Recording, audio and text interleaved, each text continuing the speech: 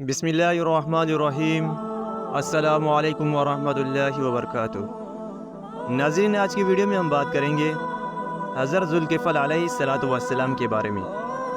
تو ناظرین، یہ ویڈیو بہت ہی دلچسپ ہونے والی ہے، لہٰذا اس ویڈیو کو اسکپ مت کیجیے گا۔ اور اگر آپ ہمارے چینل نوادر الاسلام پر بالکل نئے ہیں تو سب سے پہلے ہمارے چینل نوادر الاسلام کو لازمی سبسکرائب کریں۔ تو ناظرین، ویڈیو شروع کرتے ہیں کہ حضرت ذوالکفل علیہ السلام کا اصل نام بشر تھا۔ ذوالکفل ذمہ داری اٹھانے والے کو کہتے ہیں۔ آپ علیہ السلام نے بہت بڑے انداز میں ذمہ داری نبھائی، اس لیے آپ علیہ السلام اسی نام سے مشہور ہوئے۔ آپ علیہ السلام بڑے نیک سیرت شخص سے جنہیں اللہ تعالیٰ نے اپنی قوم کی رہنمائی کی ذمہ داری سونپی تھی۔ شیطان نے آپ علیہ السلام کو بہکانے کی بڑی کوشش کی، لیکن تاحال کامیاب نہ ہو سکا۔ حضرت مجاہد رحمہ اللہ سے مروی ہے کہ جب حضرت عیسیٰ علیہ السلام بوڑھے ہو گئے تو انہوں نے سوچا کہ میں اپنی زندگی میں ہی اپنا نائب مقرر کر دوں۔ یہ سوچ کر انہوں نے لوگوں کے سامنے یہ اعلان کیا کہ جو آدمی بھی میری طرف سے 3 ذمہ داریاں قبول کرے گا، میں اسے اپنا خلیفہ مقرر کر لوں گا۔ اور وہ ذمہ داریاں یہ ہیں: دن کو روزے رکھے گا، راتوں کو قیام کرے گا، غصہ نہ کرے گا۔ ایک آدمی ذوالکفل نے کھڑے ہو کر کہا، میں یہ ذمہ داریاں قبول کرتا ہوں۔ حضرت عیسیٰ علیہ السلام نے انہیں اپنا خلیفہ مقرر کر لیا۔ ابلیس دیگر شیاطین سے کہا کرتا تھا کہ اس شخص کو کسی نہ کسی طرح قابو میں لاؤ۔ شیاطین نے انہیں گمراہ کرنے کی پوری کوشش کی۔ آخرکار ابلیس ایک دن خود ان کے پاس بوڑھا فقیر بن کر آیا۔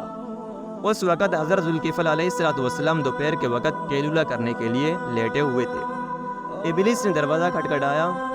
آپ علیہ السلام نے پوچھا، کون؟ ابلیس نے جواب دیا، میں ایک ضعیف ہوں۔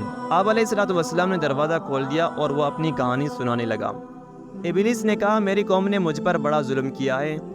وہ اپنی بات کو طول دیتا چلا گیا، یہاں تک کہ قیلولے کا وقت ختم ہو گیا اور عدالت میں جانے کا وقت ہو گیا۔ آپ علیہ السلام نے فرمایا، عدالت میں میرے پاس آنا، میں تمہارا حق دلا دوں گا۔ آپ علیہ السلام عدالت میں اس کا انتظار کرتے رہے، مگر وہ بوڑھا نہ آیا۔ اگلے دن پھر جب آپ علیہ السلام بستر پر آئے تو اس نے آ کر دروازہ کھٹکھٹایا۔ آپ علیہ السلام نے دروازہ کھولا۔ اس بوڑھے نے پھر وہی پرانی داستان سنائی اور ساتھ یہ بھی کہا کہ میں آپ کے پاس اس لیے نہیں آ سکا، لوگوں نے کہا کہ ہم خود ہی تمہارا حق دلا دیں گے۔ جب آپ علیہ السلام کی عدالت کا وقت گزر گیا تو وہ اپنی بات سے مکر گئے۔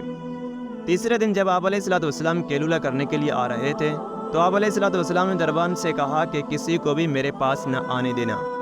یہ بوڑھا تیسرے دن بھی آ گیا اور دربان سے کہا، مجھے جانے دو۔ میں نے کل بھی آپ کی خدمت میں حاضر ہو کر اپنا مسئلہ پیش کیا تھا، لیکن دربان نے اسے اندر جانے کی اجازت نہیں دی۔